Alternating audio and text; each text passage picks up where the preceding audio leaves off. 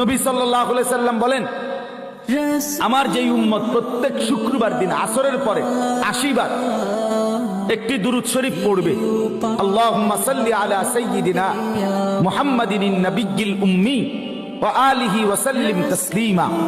এই দুরূদ শরীফটা আমার যেই উম্মত প্রত্যেক শুক্রবার দিন আসরের নামাজের পরে বৈশা পড়বে, রাসূল বলে আল্লাহ তাআলা তাকে 80 বছরের গুনাহ মাফ করে দিবে।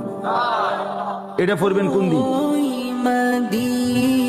এটা পড়বেন না, এটা পড়তেন না, এটা জিলাপি নাই, এটার লগে কি নাই? জিলাপি। এটার লগে খিচুড়ি নাই। এটা বলেন পড়বেন। রাসূলুল্লাহ সাল্লাল্লাহু আলাইহি ওয়াসাল্লামের সাহাবীরা মহব্বতে দুরূদ পড়তেন, সাথে কোনো কিছু পাওয়ার আশায় না। রাসূলুল্লাহর ভালোবাসা, নবীজির ভালোবাসা। অতএব ভেবে দেখেন বাপ, কথায় যদি একটু শক্ত হয়